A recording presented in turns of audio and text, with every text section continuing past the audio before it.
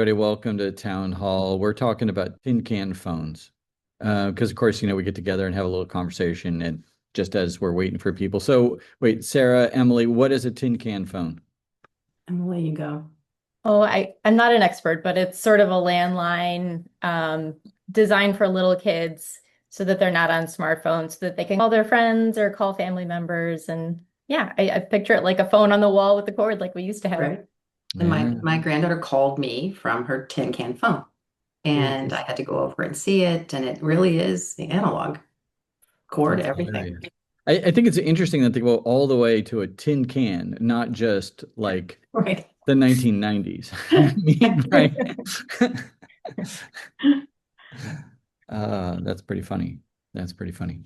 Um, Anybody got anything notable this weekend? Anybody going on vacation or heading out? No We got a vacation. Traeger stove, a Traeger grill. We've been Traeger curious for some time, so we will be Ooh. smoking something. Meat, I mean meat, Neat. not anything legal. That doesn't Something. actually, yeah, doesn't preclude other activities, but I No. appreciate the clarification. Appreciate the clarification. I've got a stepdaughter coming in from the UK. She flies in tomorrow afternoon, so she'll be here with us for a couple of weeks. So Nice. be a nice start to the weekend. That is a nice thing. That's a nice.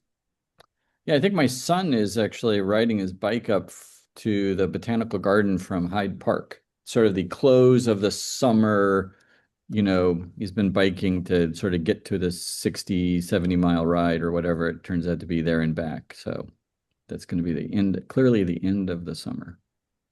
That's great. Yeah. So, all right. Well, I'm going to declare this a plateau and a time for us to start. So, delighted to have you all with us today and delighted to have this great panel. I'll do my update in a second, but we have Gavin Farry, our CFO and Executive Vice President for Finance and Administration, Bob Jackson, EVP for Facilities Management, Sarah Kelly, our Vice President for Strategic Enrollment Management, and Emily Nyblad, Controller and AVP for Finance. So obviously, this is the whole this crew, amongst many others, do a huge amount of work around revenue and costs and managing all of that as we head into the close of FY26 and our first hints at how FY27 is going to go. So that's what we're going to talk about today. So they have a PowerPoint. We're looking forward to your questions.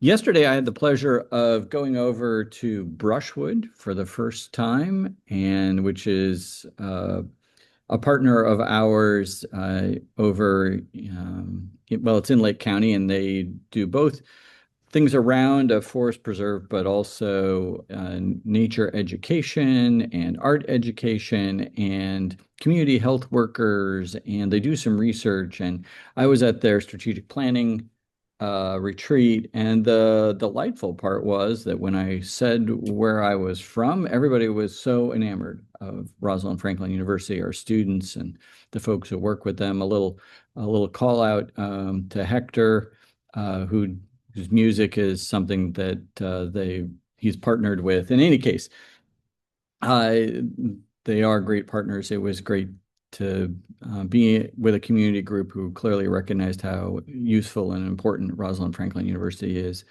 Our own strategic planning process continues. There is a survey that closes today at 5. I know you got an email about it earlier today. Go, if you have not filled out the survey, please do so. The more input we get, the better job we do. We are working on a whole range of things coming up here for the next few months, but we're going to talk a little bit about students and enrollment and financial aid and things like that. And one of the possible things that we would end up doing is partnering with a mission-based lender. And that would probably involve sponsorship. So we have another organization where we're thinking about sponsorship. So, and that would be around venture capital. The pluses and minuses of that are that we get services and opportunities, and they get the opportunity to email us. If you're from an institution with a large athletic department, you are used to this. But Rosalind Franklin University happily does not have a football team, so I don't have to wrestle with CTE amongst our people that we're admitting. I am particularly appreciate that. And I like to crow about our undefeated football team. But in any case, the sponsorship question will be one of the things that we're talking about over the next few months. I was delighted yesterday to announce that Nara Paramaswaran is going to be joining us as our Executive Vice President for Research. He comes from Michigan State, where I knew him. He is once a veterinarian and also a PhD physiologist and inflammation researcher.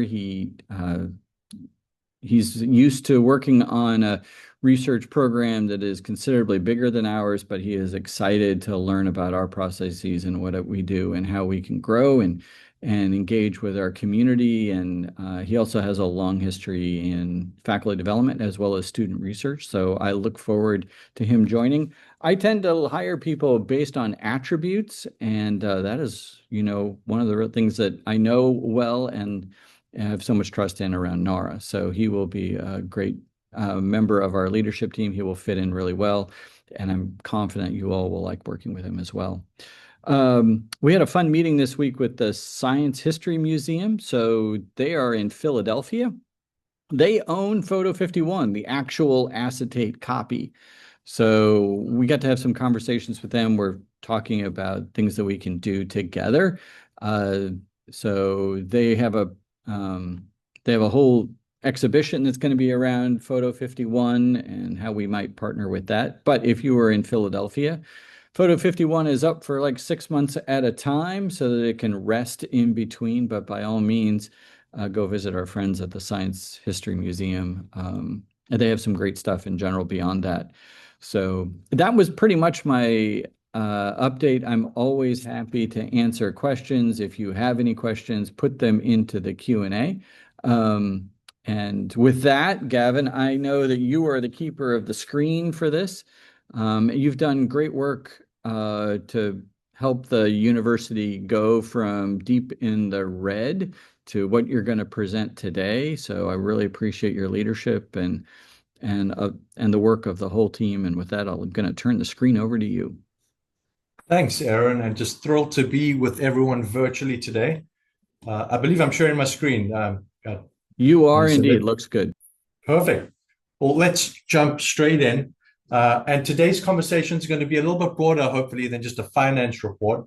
We're going to start off with the closeout of FY26, and then we'll progress and share a little bit about our FY27 budget that was approved by the board in June. And I'm thrilled to have my colleagues, Sarah, Emily, and Bob with me today. They're going to share in terms of how we take the results that I'm going to share with you, the foundation, and translate that into some operating strategy. So the theme is simple. You can see the slide on your screen, from stabilization to sustainable growth. And so we're going to talk a little bit about that and how we've stabilized and are now poised to grow. So let's jump straight in, folks. If I can get my slide to work over here. So before we get started, I want to spend a little bit of a minute on context and things outside of RFU. So higher education remains a complicated operating environment. All you need to do is just pick up the newspaper or read an article from one of your associations or trade journals, and it's very clear. I want to focus on 3 pillars over here. Enrollment. So enrollment trends are mixed, folks. Graduate enrollment nationally, relatively stable, but the picture varies significantly by credential type. So non-healthcare master's programs are a little softer. RFU's concentration in health professions and professional education is still very strong, and that positions us very well. You can see across health professions, enrollment continue to grow in that 6 to 7% range. Secondly, student financing. Here's one of the bigger challenges, and Sarah's going to delve into this a little further when she gets to present. But from a student financing perspective, big news from July 1, no more Grad Plus loans available to most borrowers, and the introduction of annual and aggregate limits on loans in effect. So basically capping the amount students can borrow, creating more of a difficult situation for our students to secure financing. And then finally, third, the catch-all there, operating pressure I've listed some of the items over here that came out of our Business Officers Association, NACUBA, some of the pressures that business officers at various universities highlighted, from funding uncertainty, policy disruption, workforce pressure, etc. RFU not immune to any of these, frankly. And so I think the important point and backdrop of this slide is not that the environment has become easier, because it definitely hasn't. It's not, right? But I think the important thing, as we get into the slides that follow, you'll see that RFU enters this period materially stronger from at least 2 years back, which is a good thing. I'm going to jump into the next slide. This is our financial journey in one picture. And as you look at the slide, folks, very clear, FY24 was our low point. What that slide is representing is our operating margin that we ended each of those fiscal years. We ended FY24 with an operating deficit just shy of $11 million. So expenses greater than accounting revenues by about $11 million, a 7.91% deficit. And that result made it very clear that we needed a multi-year response rather than a one-time fix.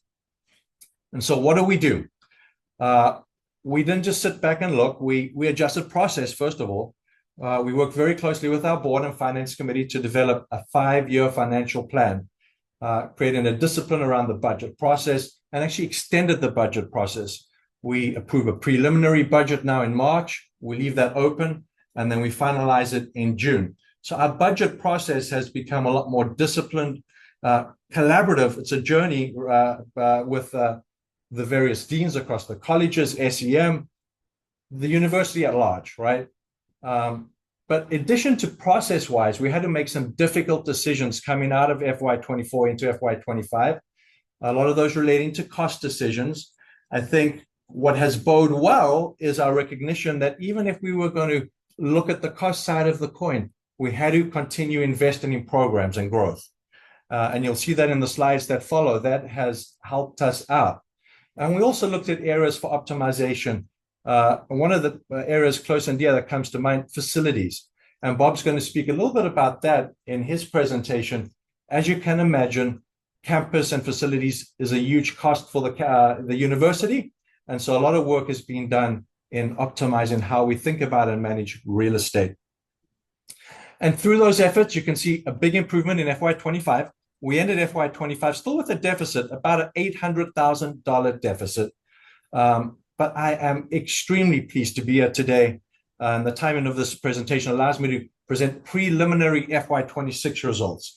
And so we are currently looking at being positive, having an operating margin of $200,000 or thereabout for FY26, 0.125%.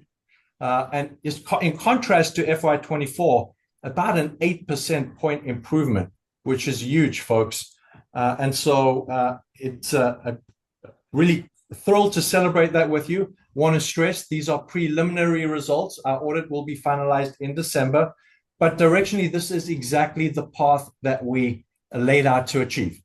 Stabilize first coming out of FY24 and get back to break even while preserving the university's ability to invest. And we have successfully done this despite some of those headwinds that you saw and I discussed on the prior slide that you're all acutely aware of. So Gavin, wait, can you go back one? We got a couple of questions, and maybe the next slide is the solution to this, but two anonymous people asked, how did we end up in such a hole in FY24? Yeah, I think discipline, Aaron, it's just, and things happen, right? I think we try to be a little bit aggressive with our budgeting metrics. So lessons learned, we started to tighten up the budget, in particular, some of the external factors that impact the budget that are sort of out of our control. You think about philanthropy for a large degree. We can estimate what philanthropy is going to be, but a lot of years it's out of our control. FY24 was a bad year philanthropy-wise. We saw a little bit of a return and pick up back in FY25. But additionally, part of FY24 was also we were growing and investing in new activities, and we hadn't yet seen the return on some of those investments. We started to see those materialize FY25 and in earnest FY26, which was good. but a lot of it also was facing the reality and just optimizing and adjusting our cost base, Aaron. And so we did a lot of that and made big sacrifices, which we'll discuss on the next slide, which really helped us return back to a better margin position. I mean, a couple of the things, right, are also our enrollment has gone up, right? Totally. So in some level, FY24 represented maybe a nadir in some of our, well, maybe Sarah can correct me here, but I mean, like our enrollment has been getting better, and we are a tuition dependent institution, and when we get enrollment, that helps us out. And I just want to point out that these are not comparison to budget, right? These are margin. So our budget, we were budgeted to be $1 million in the red, which is about 1% this year. And this is not that we made budget. This is that we beat budget. Correct. So it's a wonderful result in that it regard. is. Correct. Yeah. So Anonymous also asks, do you have a breakdown of what programs, initiatives were cut or had to be reduced or had reduced support or other ways of cost savings to achieve the break even? And I think we have we're going to talk a little bit about that at the end, but we will. Okay. And a large part of those cuts, frankly, were on the back of faculty and staff, and we'll discuss that in the slides that follow. It wasn't so much reducing or cutting programming. We recognized that to get out of this, we actually had to grow programming, and we continue to invest in new programming. Sarah will speak a lot to that, but primarily college and nursing grew substantially over the last few years. All right, onward. Okay, onward. So the next slide gets a little bit more granular. We continue to speak about FY26, but what I'm presenting over here, two sides of the coin. We look at the income statement on the left, and we can't ignore the balance sheet on the right. They complement each other. So let's start off on the income statement. So behind that 200,000 positive margin, what generated that? $160 million operating revenue. Aaron spoke about this slide actually does discuss versus budget. So we actually exceeded budget on the revenue line by about $3.9 million, which was wonderful. On the operating result, Aaron alluded to this previously, we actually had budgeted $1 million deficit. So we beat budget by about $1.2 million, which is a wonderful result. I've listed some of the items that help support that favorable outcome: net tuition and fees, sponsored research, capital grants. Again, the net tuition and fees is, you'll see when Sarah presents some enrollment numbers, big spike in enrollment, which is wonderful. I do want to speak about the nuance on capital grants because this has helped us. We were fortunate in that we've received significant capital grants from both DCEO, IBHE to help with some capital improvements with our facilities and build out with various facility projects on campus. And in FY26, the year we just closed out, we recognized revenue, $4.7 million in capital grants, which went directly to our bottom line.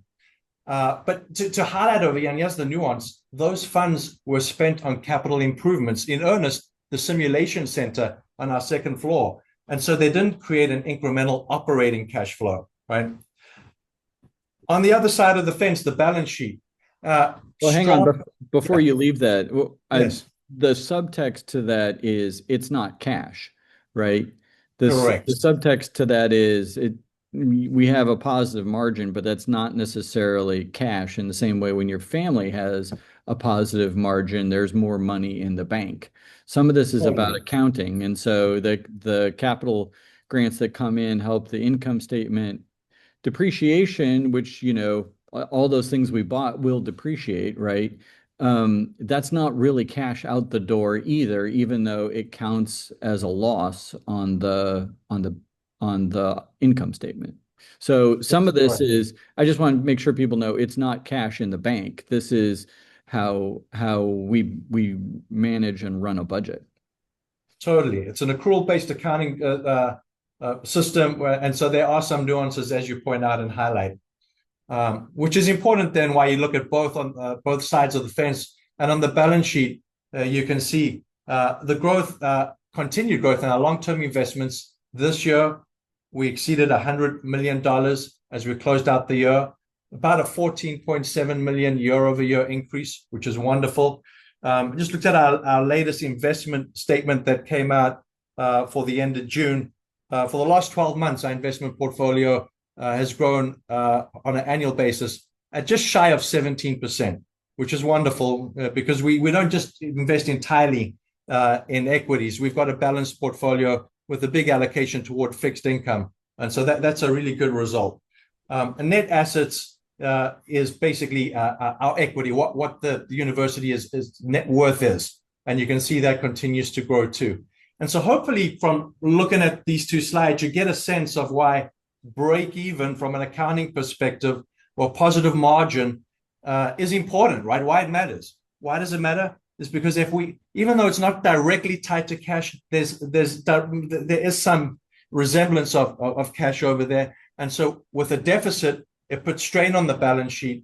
Operating at a positive margin or north of break even helps us grow our balance sheet. And important over here, as we continue to focus on and grow our long-term investments, that in turn generates a return that we push back to the income statement side, and we spend that return on things like scholarships and the like.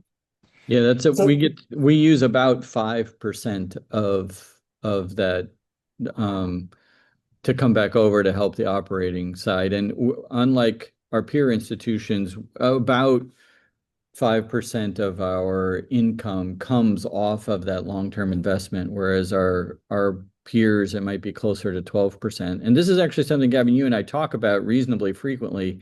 I'm asking, all right, so what do we need to do to have lower expenses on our debt, right? And one of the things that you continually tell me is we have to have a good income statement, that's the thing that will help us in the long run manage our debt so that we have more opportunity to grow. And I just want to give you and the team credit also for getting us out of a whole bunch of sort of debt-based limitations to our investment policy, which has made a huge difference in the way that the balance sheet and our net assets are allowed to grow.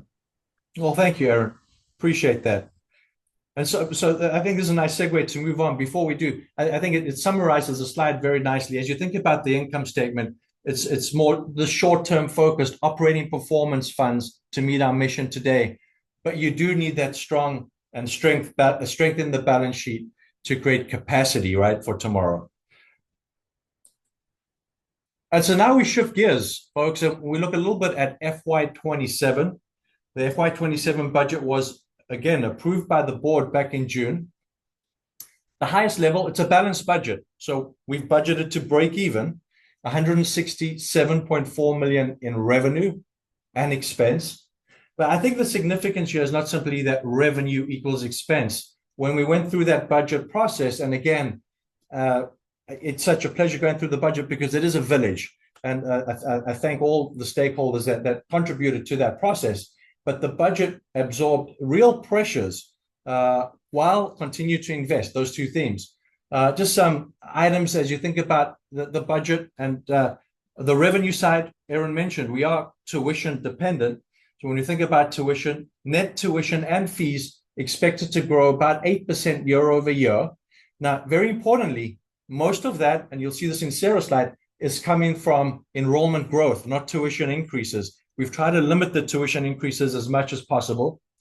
On the expense side, our biggest expense at about 68% of our total budget, personnel and benefits, right? We see that grow over prior year by about 6%. And where does that 6%, what comprises that 6%? About 3% in a merit pool for our employees. And then unfortunately, the runaway healthcare costs. And you saw that on the prior president, 2 weeks, I think it was 2 weeks back, there was a town hall on healthcare costs. We've been discussing it at length.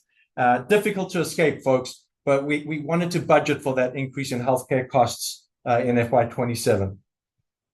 Now, critical when we look at the budget and take it back to the board, again, that two sides of the coin, we wanted to look at the balance sheet and the budget that we were preparing. What is the anticipated impact on the balance sheet?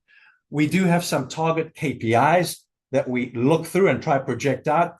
Those KPIs are informed through both rate expectations from the rating agencies, bond covenant levels that we should be achieving, etc. And for the most part, they're looking at appropriate levels of liquidity, cash versus debt, short-term cash versus long-term investments, etc. Glad to say that the budget that we presented and are working toward results in all of those KPIs being within range. We even wanted to look at a stress test scenario, and we modeled what happens, because I'd say the most sensitive modeling of years, what happens if there's a crash in the marketplace? Markets can't keep on performing the way they are forever, right? And so we modeled a 20% market decrease year over year. You can see in red there what that would do to our total investment portfolio. But even at a 20% market decrease, although compressed, you can see those two ratios in yellow, compressed still within range, which is good. So a lot of numbers. I think the big takeaway over here, again, is we've stabilized. We've got a strong balance sheet that we are operating off of. And so what do we do with the strong foundation? And that's where I'm going to hand over shortly to my three colleagues that are on this call with me. And we want to speak about three pillars or items, right? Growth and access. And Sarah's going to be talking about growth both from a program and enrollment perspective. And she's going to touch on the affordability piece of the puzzle and the access to loans in the changing environment. Bob Jackson, I spoke a little bit about capital and infrastructure, and he's going to speak about how we've tried to optimize our footprint, how that we've used grant funding, etc. And finally, to bring these two things together, we really need to be flexible with our treasury management policies. And Emily and her team do a wonderful job at managing that on a weekly basis. And so she's going to share a little bit of our processes and some of the initiatives that we've executed over the last few years. Without any further ado, Sarah, I'm going to hand off to you. Terrific. Thank you, Gavin. So, Aaron, this answers your question of where the nadir was, 2022. And I will get in, you can see the growth. And this is the good news that I want to start with today. So, and I want to be very clear about where it came from. 732 new on-campus students against a target of 725, up from 676 last year and more than 22% above that low point in 2022. Applications are up 30% year over year, almost to 24,800. And even when we control for the big bump that came from CMS, most of our programs had application increases. And so it's essential, it's at a time when we're beating some of our competitors in terms of application growth, certainly in CMS this last year. And that's not an accident. I think it's something, and it's not something that finance and SEM did alone. So this is a result of program faculty who built and refined the curricula that are making these degrees worth choosing. So I want to call out and our College of Nursing team in particular, and Dr. Anderson and Dr. Russell and Dr. Hopp, who took the adult gerontology acute care program idea from concept to reality in about 8 months. Which is lightning speed, as we know, for adding programs. And so that alone accounted for 61% of the enrollment growth year over year for that change. And I think it's showing that new programs are a growth lever for us. And so we have to keep looking at it. So if you look at the growth of nursing, 157 new nursing students this year, up from 123 last year, and just 70 in 2023. That's the story, right? That's the way we grow. It's also the result of our marketing and communications partners telling our stories in new and different ways in a really crowded market. Nursing is a crowded market, and my team in SEM who turned application growth into enrollment and committed students. And so it was, it took a village, and it's exciting to see this kind of success. But the harder part is the access piece. And I was thinking about the term access, and it used to be just a term for accessing admission, right? Making sure that everybody had access to our education. And access as a concept has really changed materially in the last year because it's about access to the capital that students need to get through these programs, to get from undergraduate into graduate education. And we know that as of July 1st, the ground shifted. The math changed appreciably for our students. And so Grad Plus is gone for most graduate and professional borrowers after July 1st. There's aggregate limits now in terms of the 257,000 lifetime cap on borrowing. Um, and many of our students have qualified for interim exception, which we call legacy status, and they're going to be able to finish or get very close to finishing under the old limits. But for everyone else in this new recruitment cycle, in the 2027 recruitment cycle, the math is different. So one of the things that we're talking about is access to loans, access to what is it going to take to get through. And Aaron has said it plainly, and I'm really aligned with where we're going with that. Is it if every admitted student should be able to finance their RFU our education. So that's the standard we're kind of holding as we're working toward figuring this out. And it wasn't theoretical for us this year ahead of July 1, but we've been building the private lending infrastructure that we need and the advising capacity. Do you know that the number of advising appointments for financial aid went up 187% in a very compressed timeline? And so that's percentage, but the actual numbers were last year they had roughly 500 conversations with students. This year, during this recruitment cycle, we had 1,500 in a year. And that's not a one-time thing. That's the new normal.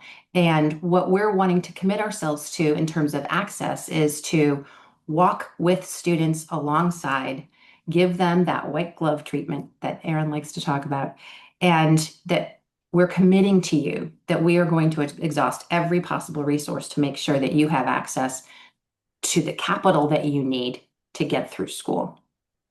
So the other access piece, it is another part of our growth strategy that I think we want to call out, and it's the great work that the deans are doing, and I know, Aaron, you're doing it as well, is getting access to more clinical opportunities for our students, because that access, where the lack of it serves as a sort of governor in our ability of some of our programs to be able to grow.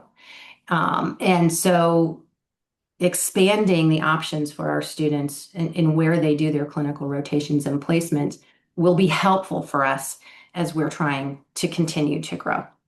And the last part of access I want to talk about is just it's one thing to get students, right? It's another thing to keep them and to keep them moving forward. And so progression is something that we're talking about a lot more with Dr. Carlson and the deans. And I know that a lot of programs are taking a look at what are the tripwires curricularly for our students where they could potentially get into trouble. How do we get in front of that? And I think that is going to be important because right now for our legacy students, any leave of absence, even for research, right, or research leave of absence has to be, we have to have conversations with that student about what might happen to their legacy status and their ability to borrow. So it's a lot of work. We're all equal to the task, but this is, I think the work we did last year has put us in good stead for the lift this year, but it's going to be, it's new for all of us. And we're getting ready for it. But I want to turn it over to Bob because where students live and learn is going to be an important part of and a strategic pillar, as Gavin has mentioned. So, Bob. So, Sarah, just before it goes to Bob, Yeah. just Anonymous had a shout out to financial aid staff for all of their work and direction. Yay! Yay. Yes, All right. absolutely. Thank you. On to Bob. Okay, nice. Thank you, Sarah. Thank you very much for having me in this presentation today, Aaron. Opening today, I'm looking at capital stewardship in four ways. One is to optimize what we have, build where mission needs capacities, consolidate to lower recurring costs, and always plan before investing future dollars. So rolling right into the optimization, we have a very good example here with the Woodlands Apartments, where we exited an old guaranteed model of lease structure and entered into a new model in 2025, February 2025, where it allowed RFU to have more influence over the housing experience, the building quality, and the operations. So it became an RFU managed property versus a third property management. And so that matters because it gives us more control, supported control for better decisions on the maintenance, the building systems, and its long-term value. The long-term view of that property is that the arrangement also preserves a possible path toward a future university ownership. So the bottom line here is the optimization both improved our mission value and our financial performance through the Woodlands agreement in 2025. And we look into building now. Look at the build. We build for capacity where academic and research needs require it, but after considering reuse, adaptation, and better scheduling of existing spaces. So we always look at existing space. Renovations, repurposing can often meet the need more efficiently than new construction. So in doing so, we also talk about leveraging grants. Grant funds allow us to advance mission-related work, putting less pressure on our operating cash and debt. Some examples are current work that includes the virtual health system. We've enhanced the testing rooms, the lower level of our WCLC. We've remodeled G labs, gross anatomy lab improvements. And we've been able to build out a lot of the space over in the IRP, the Innovation Research Park. There are just examples of how we were able to fund this, and these were done primarily in large from IBHG and DCO grants. And we always look to build sustainability into these projects so we keep our operating costs down. Doesn't always lower the first cost, but we're finding it's becoming more and more cost prohibitive, or not cost prohibitive, but less cost prohibitive in the new models because all the new codes are calling for all these high efficiency initiatives be built into all your projects. And it helps it be kind of a no decision for us, just move right into the high efficiency systems versus make decisions on lower costs. So that helped a lot with our builds. Consolidation. The Huntley exit brings us to consolidation where the virtual health system moved from Huntley to our main campus. They now reside on the second floor of our BSP. That project was built out, and this move mainly improved the access by placing the program closer to the university people and the resources. Again, this was funded primarily by grants, IBH, DCO. Capital work limited a lot of burden on our own operations and debt. What we expect from this is when we're ready to end our lease completely at the end of May of 2027 is producing about a $1.25 million annual savings once this transition is complete. So this is a real good example of stewardship in practice, strengthening our mission, consolidating our footprint, and lowering our recurring costs. And it brings us to the fun part, the campus master plan refresh. The planning process is very important. And it was established, one of our very first substantial campus master plans was established in 2023. It allows us to look at our investments and how we want to invest in projects. Originally, we outlined more than 30 projects. Some of those early priority projects have already been advanced, like we talked about with simulation center, the gross anatomy lab and such. But why are we refreshing it now? Because enrollment influences the needs for space, research priorities, student needs, construction costs, and our financial capacity also continue to evolve. So how do we prioritize this? We're going to validate current needs and future needs to identify what enabling structure is available and explore renovations, repurposing, adaptability before any new construction. Doesn't mean new construction is off the table. It remains on the horizon for review in the future as needed. We've even ventured out. We've started to look at some potential for some sustainability measures, some solar opportunities on campus. We'll probably dabble into that in our conversations in the current refresh about where the solar campus might be practical, solar capacity on campus, how to connect to our infrastructure, what available incentives there are. We're going to need funding for this. It's not a low cost investment. So, and when the long-term, return on something like that is very important.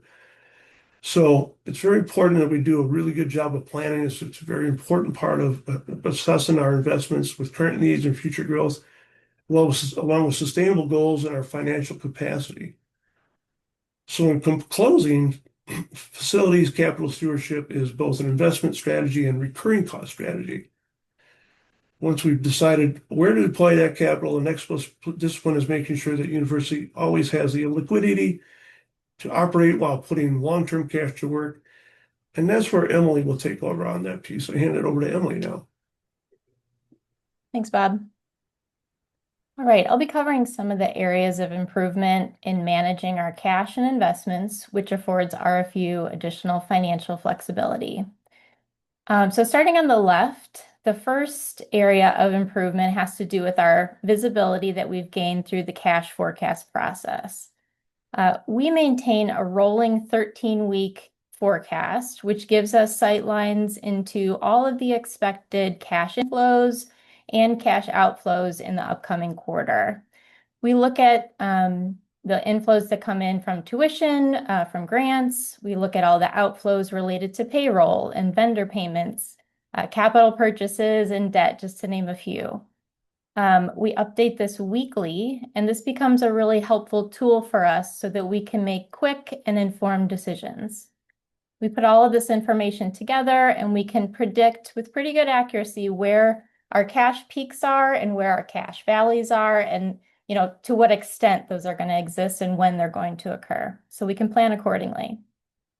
Along with that, we're right-sizing the amount of operating cash that we have on hand.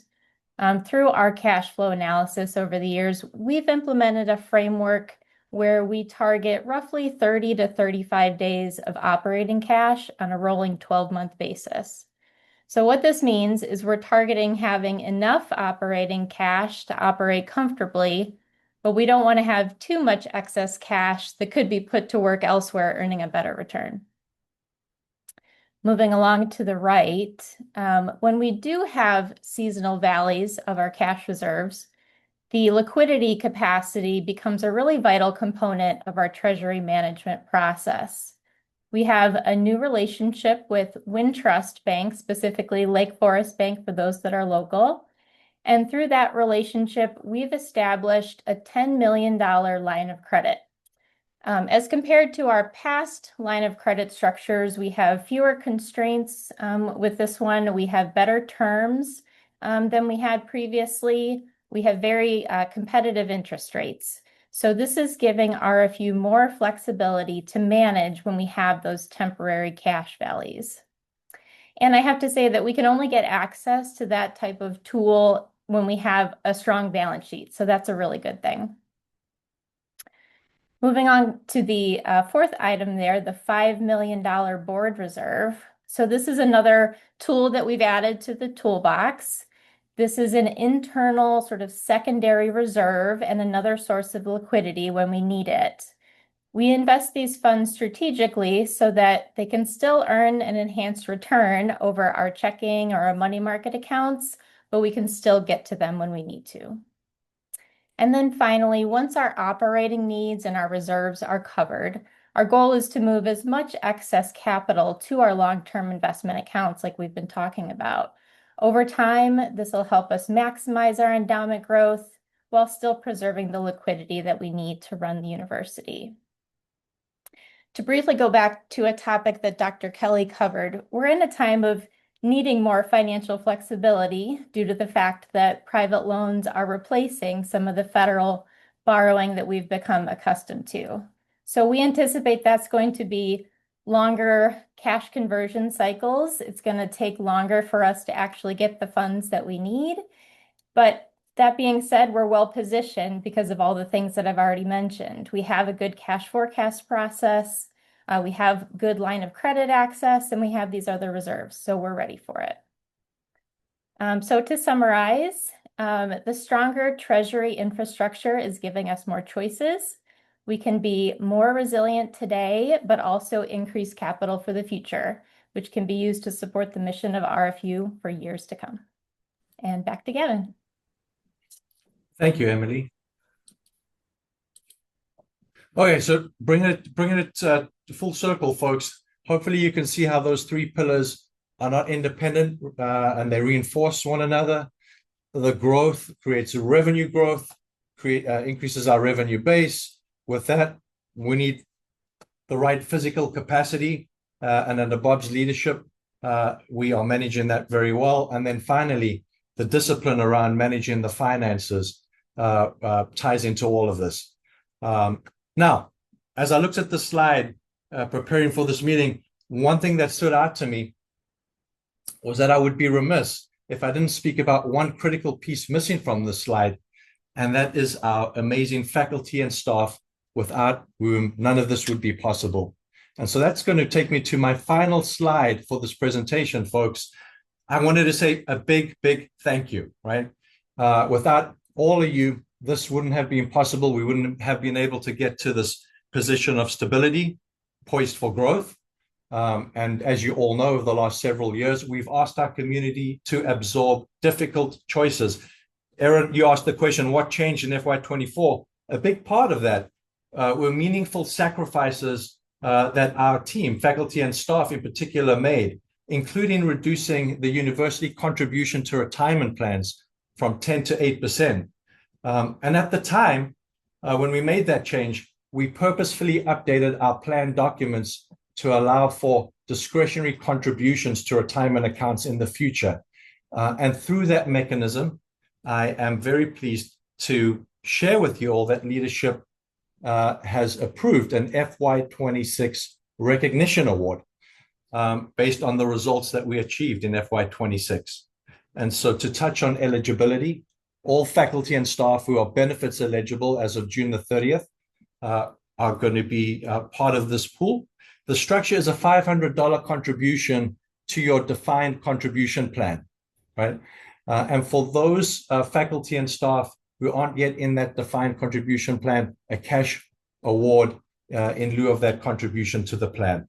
And so we are still finalizing next steps around this. HR will hopefully be in a position to share some details with you all next week. But thrilled to be able to share this news with you. And again, a big thank you from me and the finance team. And on that positive note, Aaron, I'm going to stop sharing and I'm going to hand back to you. Thank you, Gavin. And I just want to second what you said. The reason that last year turned out so well is all the people of the university, right? And that includes Wendy Rowe, our president, and the board of trustees who worked on the 5-year plan and really pushed the university into that plan, and particularly Gavin and Emily and Bob and the whole team, and then Sarah and SEM and the deans.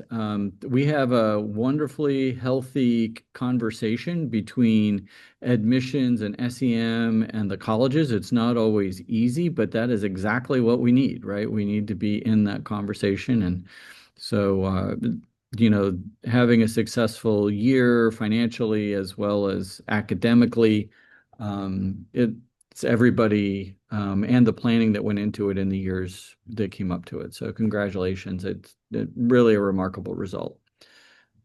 So we do have a few questions, which I'm going to turn to, and we're always, questions always make this more fun. So while retention is important, licensure is more important to our reputation. Unfortunately, not all retention problems are due to structural curricular problems. Do we risk lowering licensure outcomes by working too hard on curricular restructuring? Well, I am actually an old curricular person. And hopefully a curriculum is built around the real world performance that you want to see at the end, which includes licensure.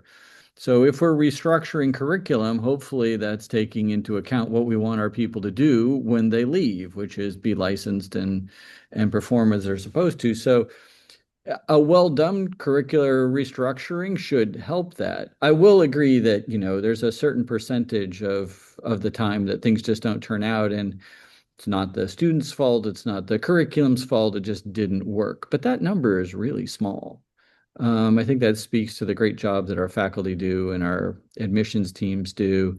And we don't want to put that at risk, right? We need to be making sure that our processes and our curriculum and everything else allows, our people to be successful. That should be our goal.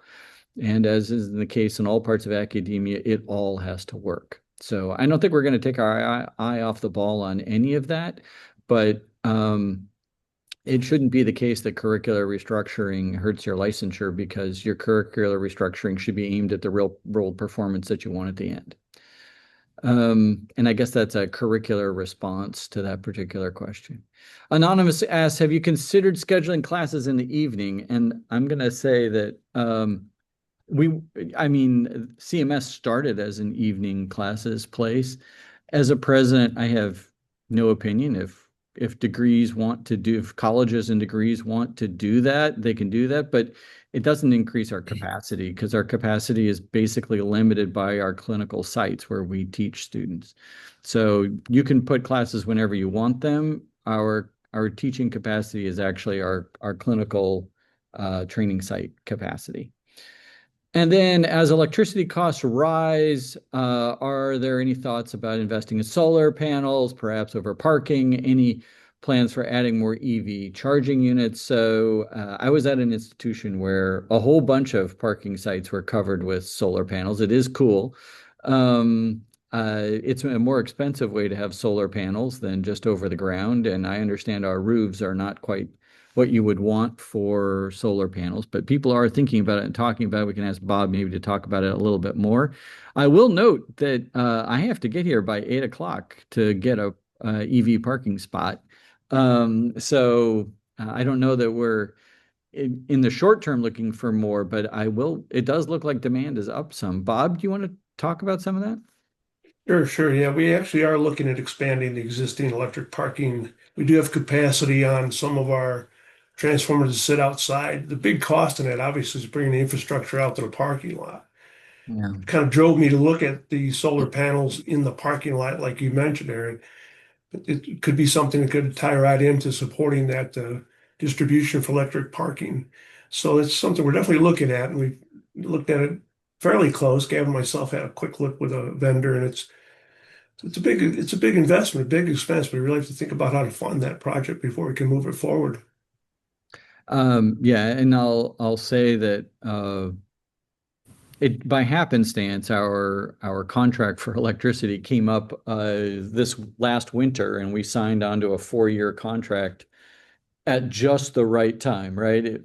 I think the Iran war started like 6 weeks later or 4 weeks later, and prices started to go up. So we're actually in a pretty good spot considering, but it would be great to have more solar panels or geothermal or something that would work, or geocooling, or you name it. It would be really interesting to be able to help lead the community in that, but we have to manage the costs appropriately. Anonymous asks, we have an external group managing our endowment portfolio. What kind of return on investment are we getting from them? And this, we talked about this a little bit before. Some of our limitations in the past were really around the structure of our debt and what our lenders were allowing us to do. And now that they allow us to behave like a modern institution, things are looking a lot better. And Gavin, how are we doing? Yeah, so the last statement that I looked at, which was at end of June, for a 12-month period, we had a return of 16.8%, which is great. And to give folks a sense in terms of the composition of our endowment, we have 25, our target range is 25% in fixed income cash securities. So that was a really good return that we achieved over the last 12-month period. There's a lot of conversation at the board. We have a whole investment committee. There's a lot of conversation about what it should look like, how aggressive we should be, how we prepare for, there has to be a correction at some point, right? We're all a little bit worried about what's happening in AI, but you don't want to miss out on the growth when it happens. This is the same thing that happens to all of us in our retirement or other parts of our portfolio. We're no different about that. And to be honest, a lot of the time institutions are sort of following the market, right? I mean, like we can do a variety, we have the capacity to invest in a few more things that do well when the market tanks, which is kind of interesting than maybe a lot of us do in our own portfolios. But yeah, anyway, I feel like uh, we are in a much better position than we were um, several years ago. And Yeah. I mean, I am feeling good about our ability to raise funds philanthropically as well, which is sort of all feeds into that. Yeah, the only final comment I'll make, Aaron, is the only free lunch is diversification, and our portfolio is very well diversified, which is great. Not to say that we won't suffer any loss, we will, but hopefully we'll be able to bear some of the loss in the marketplace as it incurs, as we expect it to incur in the future. So we're near the top of the hour, and so I just want to give each of you a little opportunity to say something that you're excited about as we head into the next few months in terms of what you're working on and what you see. And I got to say that it it has been great to come to an institution that's so well run, and I am looking forward to the next things that we get to do together and having a positive margin essentially gets to allows us to think about growth in fun ways. There is an anonymous question here. Do we have a 5-year target for philanthropy? And that is we're working on a capital campaign, and that goal would come out of that. But I don't know, Sarah, do you want to talk a little bit about something you're excited about or that's coming up? I do. I am excited about the work that we're doing in financial aid to create a financial aid health checkup for students where they can see exactly the quarters they have remaining to borrow. We're it's exciting, and it's the work that's going to involve IT. It's going to involve our coders, and but we're really excited about getting in front of this for students and again, walking with them the entire step of the way. So I'm very excited about that. Bob. Sure. I'm excited about engaging in our next build out for the CCRI project up in the IRP facility. What's unique about it, Aaron, is we're actually utilizing my staff in conjunction with a contractor. We've never run that kind of a hybrid model before, so we're actually utilizing my staff's resource and capabilities along with what the contractor offers. So it's a nice little hybrid fit. I'm interested to see how it works out for us. I think it's going to be successful. Otherwise, I wouldn't engage in it, but looking very forward to that outcome. I think it'll be a great project for my team as well as the contractor. Well, and I know we're also working on we've had a little update of the master plan in part to get us ready for fundraising and things like that. I'm looking forward to seeing that piece come out as well. Emily. I got two things. So the first is I'm going to Dallas in a few weeks to go to the AAMC Financial Leaders Conference. That's the American Association for Medical Colleges. So that'll be my first time attending that conference and excited to see sort of what other finance leaders have to say about our space and our time. So I think that'll be great. The other thing is I just have to give a shout out to the finance team right now because it's our busy season, and I know everybody's been giving finance a lot of grace right now, but we're closing out the year and starting a new one. So they've been working really hard, and I'm excited by the team we have in place. So thanks, finance. Great. And Gavin. So, Aaron, I'm fortunate in that I get to work a little bit on all of these various projects, working side by side with my wonderful team. So, all of those projects that were mentioned, but in particular, I'm working very closely with SEM and under Sarah's leadership to try solve the puzzle around the white glove treatment, right? And so, we're meeting with a lot of banks right now, trying to negotiate the best terms that we can for our students coming in. And so, there's some challenges with that, but it's solvable. And I'm excited as we get under the hood trying to solve that financial problem for our students. Yeah, it's also a potential, we have a shot at a competitive advantage if we do this well, a little bit like early start was a competitive advantage. I mean, I think we are more nimble, more capable than lots of our competitors because we're not attached to a huge undergraduate institution that, you know, it drives the entire institution. So we have some opportunity. So that is an exciting set of projects. So I want to thank everybody for being with me today. Thanks so much to Gavin, Bob, Sarah, and Emily. Thanks for being with us. Thanks for all of your leadership and all the work that turns this into such a successful year for us. So thank you guys so much. I want everybody please to be on the lookout for your email for the strategic plan survey and help us out by completing that survey. And thanks to all of you for joining us today. Thanks for all you do to support our faculty, our staff, and our students. It is the work of people like you that make the university such a special place to be. It is Friday. I hope you get to have a weekend. Take care, everybody. Bye-bye.